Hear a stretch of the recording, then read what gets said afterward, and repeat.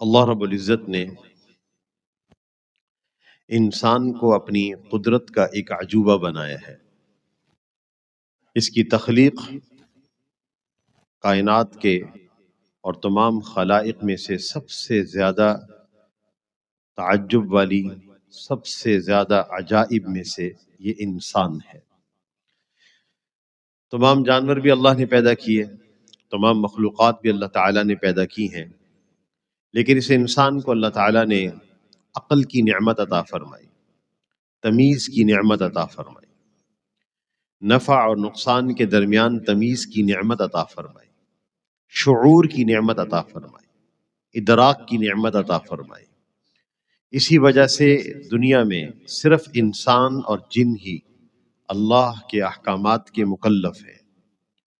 اس طرح مکلف ہیں کہ اچھے عملوں پر کل قیامت کے دن آخرت میں جزا ہوگی اور برے عملوں پر سزا ہوگی۔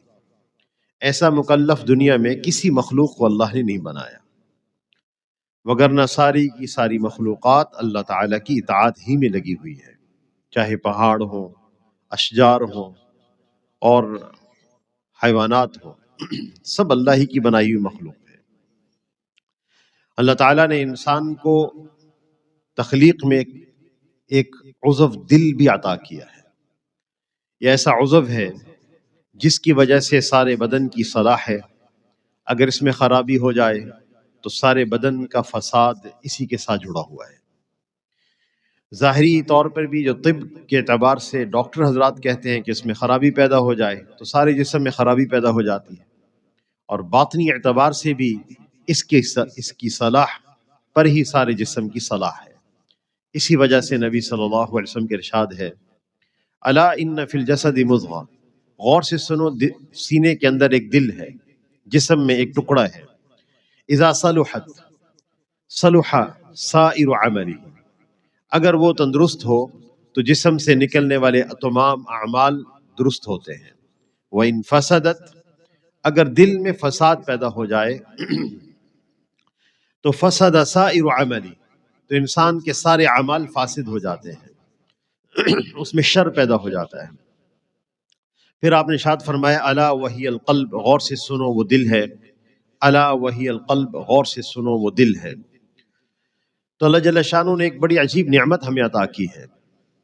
اس میں مختلف خیالات آتے رہتے ہیں، مختلف خیالات کا منبع ہے، مجموعہ ہے، اور اللہ تعالیٰ نے اس کو کائنات کے اندر ایک ایسی چیز پیدا کی، یعنی انسان کے قلب کی صورت میں، کہ پورا ایک وہ جہان ہے۔ بسا اوقات انسان دنیا میں جب نیک عمل کرنے لگتا ہے، اطاعت کا جذبہ پیدا ہو جاتا ہے، تو شیطانی قوتیں متحرک ہو جاتی ہیں انسان کو پریشان کرنے کے لیے، اس کو ایمان سے، اعمال صالحہ سے روکنے کے لیے شیطانی قوتیں متحرک ہو جاتی ہیں۔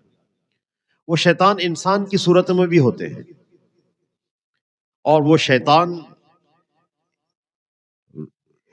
چھپے ہوئے بھی اور جنات کی صورت میں بھی ہوتے ہیں۔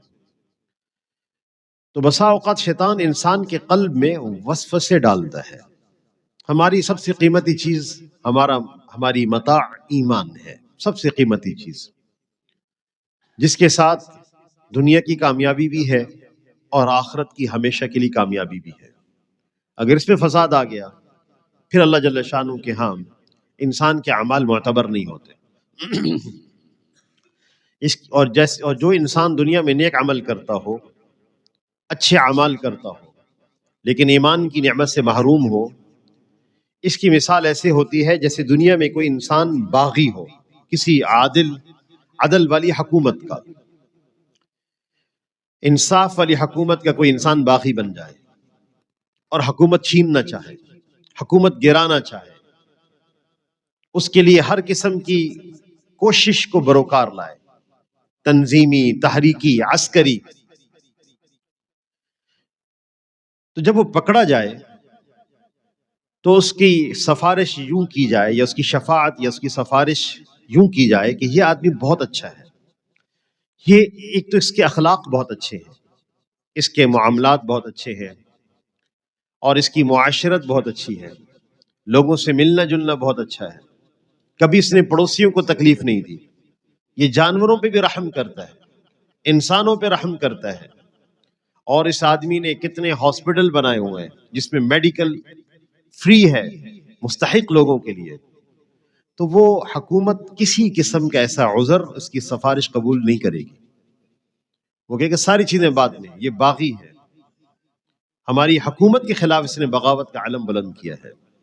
بالکل اسی طرح جو شخص مؤمن نہ ہو، یہ خدا پاک کے ہاں باغی ہوتا ہے، اس کا کوئی بھی عمل، چاہے اس کا اچھا اخلاق کیوں نہ ہو، حسن معاملہ کیوں نہ ہو، حسن معاشرت کیوں نہ ہو، اس کے عمل کی اللہ کے ہاں کوئی قیمت نہیں ہوتی۔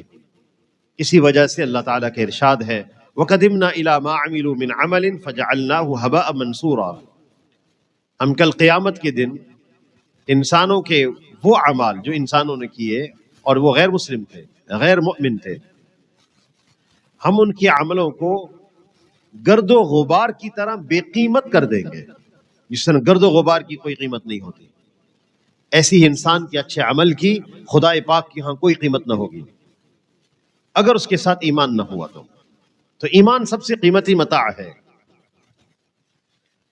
اور شیاطین اس پر حملہ کرتے ہیں اس صورت میں کہ شیاطین قلوب کے اندر عقیدے کے بارے میں وسوسہ پیدا کر دیتے ہیں، عقیدے کے بارے میں کہ انسان یہ سوچتا رہتا ہے کبھی کہ اس کائنات کو اللہ نے پیدا کیا، اس کو بھی اللہ نے پیدا کیا، پھر دل میں خیال آتا ہے اللہ کو کس نے پیدا کیا۔ تو جب یہ وساوس آنا شروع ہو جائے تو یہ علامت ہوتی ہے کہ اب شیطان انسان کے عقیدے اور ایمان پر ڈاکہ ڈالنا چاہتا ہے، نقصان پہنچانا چاہتا ہے۔ اس طرح کے وساوس اصحاب رسول صلی اللہ علیہ وسلم کو آئے، ایمان سے متعلق، عقیدے سے متعلق، پتہ نہیں جنت ہے کہ نہیں ہے، جہنم ہے کہ نہیں ہے، پل صراط ہے کہ نہیں، مرنے کے بعد لقاء اللہ یعنی خدا پاک کے ہاں حاضری ہے کہ نہیں ہے۔ وساوس زبان پر نہیں لائے، صرف دل میں اس کے خیالات پیدا ہو رہے ہیں۔ اسی وجہ سے بعض اصحاب نبی صلی اللہ علیہ وسلم کے پاس آئے اور آ کر عرض کیا یا رسول اللہ انا نجد فی انفسنا ما یتعاظم احدنا ان یتکلم بی، اے اللہ کے رسول کبھی کبھی ہمارے دل میں ایسے خیالات آتے ہیں کہ ہماری طبیعتوں پر بہت گراں ہے، بہت بوجھ ہے کہ ہم اس کو اپنی زبان پر لائیں۔ آپ صلی اللہ علیہ وسلم نے فرمایا او وقد وجدتموہ، کیا حقیقت میں ایسے باتیں دل میں آتی ہیں خدا پاک کے بارے میں، جنت کے بارے میں، جہنم کے بارے میں، ایسی باتیں کیا دل میں آتی ہیں؟ جی یا رسول اللہ، ایسے خیالات دل میں آتے ہیں۔ آپ صلی اللہ علیہ وسلم نے فرمایا ذاک صریح الایمان، یہ خالص ایمان کی علامت ہے، ایسے خیالات کا آنا خالص ایمان کی علامت ہے، اس لیے کہ شیطان یہ خیالات کفار کے دل میں نہیں پیدا کرتا، یہ خیالات کسی ایمان والے کو آئیں گے، اور جب وہ خیال ہی رہے تو اللہ تعالیٰ کے ہاں اس کی کوئی پکڑ نہیں، کوئی مواخذہ نہیں۔ جیسے کہ بعض اصحاب نے سوال کیا یا رسول اللہ کبھی کبھی خدا پاک کے بارے میں اور جنت اور جہنم کے بارے میں ایسی ایسی باتیں دل میں آتی ہیں کہ ہم ان باتوں کو ظاہر کرنے سے بہتر اس بات کو سمجھتے ہیں کہ ہم کوئی انگارہ اپنے منہ میں رکھ لیں۔ آپ صلی اللہ علیہ وسلم نے سن کے فرمایا اللہ اکبر، اللہ اکبر، اللہ اکبر، 3 دفعہ فرمایا، خوشی کا اظہار تھا کہ الحمدللہ الذی رد کیدہ الی الوسوسۃ، کہ خدا پاک کا شکر ہے اس نے یہ خیالات کو وسوسے تک محدود رکھا، تمہاری زبانوں پر نہیں آیا، یہ بھی اللہ کی نعمت ہے۔ شیطان تو یہ وسوسہ عقیدے کے بارے میں، ایمان کے بارے میں تمہارے دل میں ضرور ڈالے گا، لیکن زبان پہ نہ لاؤ اور اپنے عمل سے اس کا اظہار نہ کرو، تو ذاک صریح الایمان، یہ خالص ایمان کی علامت ہے۔ اس لیے وساوس پر پکڑ نہیں، خیالات پر کوئی پکڑ نہیں۔ آپ صلی اللہ علیہ وسلم کے ارشاد ہے من ہم بحسنۃ، اللہ تعالیٰ نے ہمارے دلوں میں آنے والے خیالات، ارادوں پر ایک ضابطہ بنایا. یہ اللہ تعالیٰ کے احسان ہے اس امت پر. دل میں کسی نیکی کا خیال آیا، فلاں نیکی کریں. من ہم بحسنۃ فلم یعملها، کسی نیکی کا ارادہ ہوا کہ کریں لیکن نہیں کی، تو اس کے لیے اللہ تعالیٰ ایک نیکی لکھ دیتے ہیں. من ہم بحسنۃ فلم یعملها فلہ حسنہ، اس کے لیے ایک نیکی لکھی جاتی ہے. کتنی نیکیوں کے خیالات دل میں آئے کہ فلاں نیکی کریں، فلاں نیکی کریں، کسی وجہ سے توفیق نہ ہو سکی تو محض ارادے پر اللہ ایک نیکی عطا فرما دیتے ہیں. ومن عملها، اور جو آدمی اس نیکی پر عمل کر لے، فکتبت له 10 الى 700، کہ اگر اس نیکی پر عمل کر لیں تو اللہ تعالیٰ 10 گنا سے لے کر 700 گنا تک اس بندے کے لیے اجر لکھتے ہیں. ومن ہم بسیئہ، اور جو آدمی نیکی کا خیال دل میں لائے، برائی کا خیال دل میں لائے، برائی کا ارادہ کر رہے ہیں، برائی کے بارے میں سوچے، کوئی پکڑ نہیں. لیکن ومن عملہا، جو اس برائی کو کر لے تو پھر اس کے لیے ایک ہی برائی لکھی جاتی ہے. اور بعض علماء نے لکھا کہ انسان اگر برائی کا ارادہ کرے اور برائی کے ارادے سے چلے لیکن گناہ کے مقام پر رکے اور محض خدا کے خوف سے پلٹ جائے، اللہ تعالیٰ کے ہاں یہ شخص ولی لکھا جاتا ہے. جیسے ذوالکفل کا واقعہ ہے، اللہ کے ہاں ولایت حاصل ہو گئی صرف گناہ کے مقام پر، محض اللہ کے خوف سے بچ جانے کی صورت میں. تو وساوس گناہ کے انسانوں کو آ سکتے ہیں. عقیدے پر وسوسہ آتا ہے، ایمان پر وسوسہ آتا ہے. دل میں آدمی رکھے، خیالات کی طرف توجہ نہ دے، اس کو اپنے لیے پریشانی نہ سمجھے اور زبان پر اس کو نہ لائے. اور ایک وسوسہ انسان کو اطاعت پر ہوتا ہے، نیک عملوں پر. جب آدمی اہتمام کرنے لگتا ہے نماز کا تو شیاطین وسوسہ ڈالتے ہیں کہ تم پاک نہیں ہو، تمہارا وضو نہیں ہوا. یہ بیچارے لوگ وضو کرتے رہتے ہیں. اور ایسے بھی دیکھا کہ ایک 1.5 گھنٹہ وضو میں خرچ ہو گیا، نہا رہے ہیں، سارے جسم کے کپڑے گیلے ہو گئے لیکن وضو نہیں ہوا. ہر وقت شیطان دل میں ڈالتا ہے تمہارا وضو نہیں ہوا،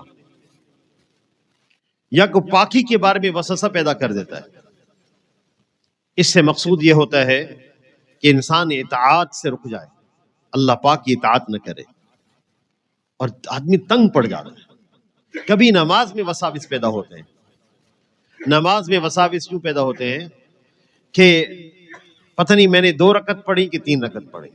اب یہ وسوسہ غالب ہو جاتا ہے. اور کبھی یہ وسوسہ غالب ہو جاتا ہے کہ میں پاک بھی ہوں کہ نہیں ہوں. تو اس سبب سے آدمی اطاعت سے رک جاتا ہے، فرض نمازوں سے رک جاتا ہے. بعض لوگوں کو حج کے سفر میں وسوسہ ہو جاتا ہے، اور ایسا وسوسہ جو طواف رکن میں جا کے ہوتا ہے، طواف زیارت میں جو حج کا رکن ہے، اور اس میں طواف زیارت کے باوضو ہوا کہ بے وضو ہوا. کئی دفعہ حرم سے باہر جا کے وضو کر رہے ہیں، طواف زیارت کے بیچ میں جا کر وضو کر رہے ہیں. حرم سے باہر اس وقت اتنے مجمع میں نکلنا کتنا مشکل ہے، جبکہ حج کے بعد کے ایام ہو. تو اس صورت میں کیا کریں؟ تو آپ صلی اللہ علیہ وسلم نے ہمیں مختلف مواقع کی دعائیں سکھائی. ایک تو وہ دعائیں جس کا تعلق بیت الخلاء جانے سے قبل ہے اور بیت الخلاء جانے کے بعد میں ہے، ان دعاؤں کا اہتمام کرنا چاہیے. بغیر دعا کے بیت الخلاء نہیں جانا چاہیے. اور بیت الخلاء سے جب باہر نکلیں دعا مانگیں. دوسرا، کچھ وقت اپنی تنہائی میں بیٹھ کر اللہ کا ذکر کرنا چاہیے. آج کل ذکر کی عادت نہیں ہے. خدا پاک کا ذکر کرنا، اللہ کا نام لینا، جو دلوں کے اطمینان کا ذریعہ ہے، راحت کا ذریعہ ہے، جس میں لطف ہی لطف ہے. تھوڑا سا وقت نکالنا چاہیے. الا بذکر اللہ تطمئن القلوب. غور سے سنو، دل اللہ کے ذکر ہی سے اطمینان پاتے ہیں، اور کوئی چیز اطمینان قلب کے واسطے نہیں، اللہ تعالیٰ نے نہیں رکھی. اور اس میں ایک ذکر ہے لا حول ولا قوت الا باللہ العلی العظیم، تمام وساوس سے چھٹکارے کا ذریعہ، تمام ذہنی وساوس، ذہنی بیماریوں سے چھٹکارے کا ذریعہ ہے یہ. کیونکہ نبی صلی اللہ علیہ وسلم کا ارشاد ہے کہ لا حول ولا قوت الا باللہ العلی العظیم 99 بیماریوں سے شفا ہے، اور سب سے کم اور ادنا بیماری غم ہے، جو اس کے پڑھنے سے اللہ تعالیٰ دور فرما دیتے ہیں. اس کی وجہ یہ ہے کہ لا حول ولا قوت الا باللہ العلی العظیم ایسا کلمہ ہے جس میں ہم خدائے پاک کے سامنے اقرار کرتے ہیں لا حول ولا قوت، اے اللہ کسی بھی نیکی کرنے کی طاقت میرے اندر نہیں ہے، اور کسی گناہ سے بچنے کی قوت میرے اندر نہیں ہے. اپنی بے کسی کا اظہار، اپنی بے بسی کا اظہار، اپنے لاچاری کا اظہار اللہ کے سامنے جو بڑی عظمت والے ہیں اور جلال والے ہیں. جب انسان اظہار کرتا ہے تو اللہ تعالیٰ کی مدد اس کے ساتھ ہو جاتی ہے. اللہ تعالیٰ ہر پریشانی سے نجات دیتے ہیں، ہر وسوسہ شیطانی سے محفوظ رکھتے ہیں. ایک صحابی رضی اللہ تعالیٰ عنہ کہتے ہیں کہ ایک سفر میں میں دل میں لا حول ولا قوت الا باللہ العلی العظیم پڑھ رہا تھا کہ رسول اللہ صلی اللہ علیہ وسلم کے میرے پاس سے گزر ہوا. آپ نے مجھے دیکھا، آپ نے فرمایا الا ادلک، حالانکہ میں دل میں پڑھ رہا تھا.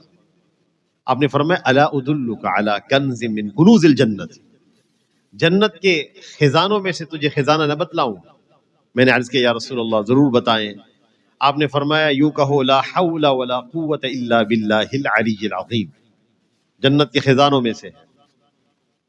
اور ایک صحابی کو فرمایا کہ جنت کے ابواب میں سے ہے، جنت کے دروازوں میں سے ایک دروازہ ہے لا حول ولا قوت الا باللہ العلی العظیم. تو اس کے پڑھنے سے اللہ تعالی وساوس سے نجات دیتے ہیں. اور دوسرا سب سے اہم بات یہ ہے کہ انسان عزم کرے. جب شیطان دل میں لائے کہ تمہارا وضو نہیں ہوا، اور ظاہری طور پر ہم 3 دفعہ آزاد ہو چکے ہیں، تو ہم اس خیالات کو جھٹکیں. حضرت گنگوہی رحم اللہ کے بارے میں آتا ہے، ایک دفعہ کہنے لگے میں نے وضو کیا، مسجد کی طرف چلا، دل میں خیال آیا کہ کہیں کوہنی خشک نہ رہ گئی ہو. میں واپس آیا، دوبارہ وضو کیا، پھر مسجد کی طرف چلا، پھر دل میں خیال آیا کہیں ٹخنا خشک نہ رہ گیا ہو. میں واپس چلا تو فوراً دل میں بات آ گئی کہ یہ شیطان صاحب حاضر ہوئے ہیں. میں نے کہا اچھا تمہاری حاضری ہے، میرا یہی وضو ہے، میں اسی وضو سے نماز پڑھوں گا، تو جو مرضی کر سکتا کر لے. فرمانے لگے اگر میں اس موقع پر اس چال سے اپنے آپ کو نہ بچاتا تو شاید عمر بھر کے لیے مرض لاحق ہو جاتا کہ وضو کرے اور وضو نہیں ہوا، ہر وقت یہ خیال کہ وضو نہیں ہوا. لہٰذا اپنے آپ کو ان وساوس سے بچانا ضروری ہے. اسی طرح یہ وسوسہ بھی کہ میں نے نماز پڑھی اور دل میں ہر وقت خیالات کا ہجوم تھا، ایسی نماز کا کیا فائدہ؟ تو حدیث میں آتا ہے لا تحقرن من المعروف شیئا، کسی بھی نیک عمل کو حقیر نہ جانو. جب آدمی اپنی نماز کی حقارت کرتا ہے، یہ کیا فائدہ اس نماز کا؟ یا مجھے ذکر کی توفیق ملی، میں نے ذکر کر لیا، پھر دل میں بیٹھے ہوئے ہیں، کیا فائدہ ایسے ذکر کرنے کا؟ خدا پاک کے ہاں سے یہ توفیق سلب ہو جاتی ہے. یہ توفیق اللہ کی دی ہوئی ہے، چاہے جس طرح کی توفیق ملی. کیفیات کہ دل حاضر تھا، کیفیات کہ مزہ آ رہا تھا، یہ مطلوب نہیں ہے. اور جو لوگ کیفیات کے پیچھے چلتے ہیں یہ شیطانی دھوکے میں رہتے ہیں، اور شیطان ہمیشہ ان کو اعمال سے، عبادات سے مایوس رکھتا ہے. بعض لوگ کہتے ہیں جی جب ہم بیت اللہ کو پہلی دفعہ دیکھیں تو رونا آتا ہے، سب لوگ یہی بتاتے ہیں. کعبۃ الشریف کو جب پہلی دفعہ دیکھیں گے بہت روئیں گے، آپ آنسو جاری ہو جائیں گے، ایک کیفیت طاری ہو جائے گی. تو بعض لوگ بیچارے پہلی دفعہ عمرہ اور حج کے لیے جاتے ہیں، ان کو رونا نہیں آتا. اب وہ شرمندہ بھی ہیں، اندر سے کڑ رہے ہیں کہ میں تو سخت دل آدمی ہوں، میرا دل بڑا سخت ہے جس کی وجہ سے رونا نہیں آیا. لوگ رو رہے تھے میں نہیں رویا، پتہ نہیں حج قبول ہوا کہ نہیں ہوا، حاضری قبول ہوئی کہ نہیں ہوئی. بھائی یہ کیفیات ہے، اللہ تعالیٰ کو کیفیات مطلوب نہیں ہے تمہاری.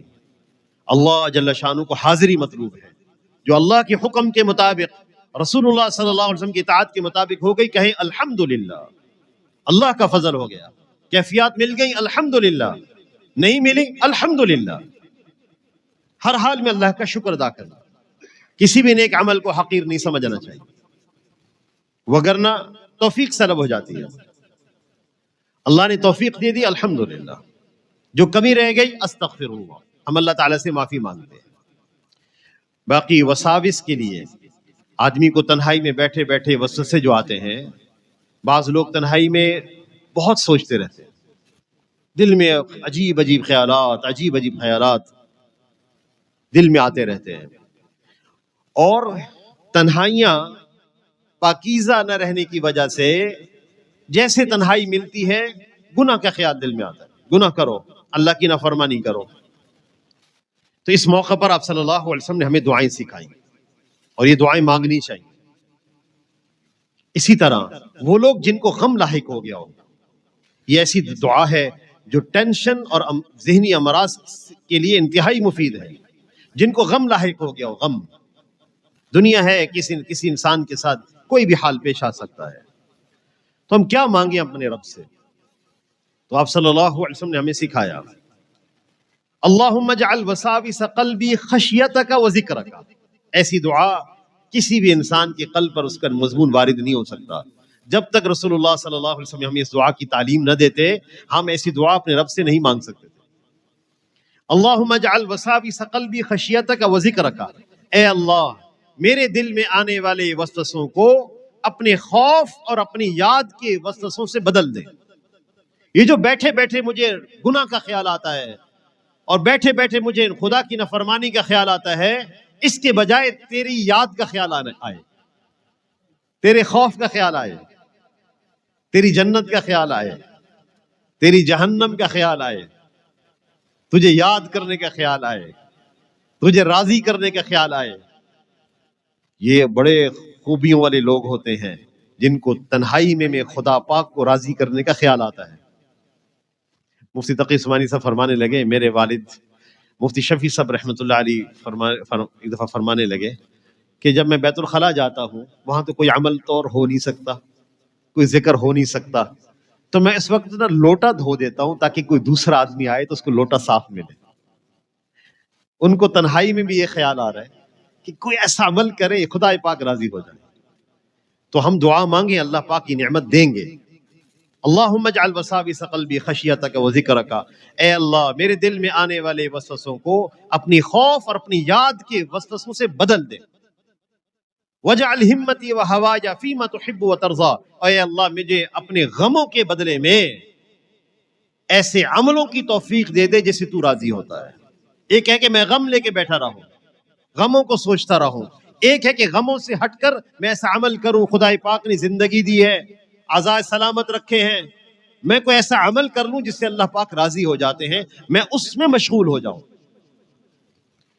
تو انشاءاللہ اگر ہم اس کا اہتمام کریں گے ان دعاؤں کے مانگنے کا، تو اللہ تعالیٰ یہ خوبیاں ہمیں عطا فرمائیں گے۔ لہٰذا اپنے آپ کو وساوس سے بچایا جائے، اللہ کی یاد سے، قرآن پاک کی تلاوت سے، خیالات کو جھٹکنے سے، اور جب نماز اور وضو میں خیالات پیدا ہو جائیں، خاص طور پر پاکی اور ناپاکی کا، تو ضروری چیز جو ہم کر چکے ہوں اس پر جم جائیں اور شیطان کے دھوکے میں نہ آئیں۔ اللہ تعالیٰ سے دعا ہے کہ اللہ ہم سب کو وساوس سے محفوظ رکھے۔ وآخر دعوانا ان الحمد للہ رب العالمین۔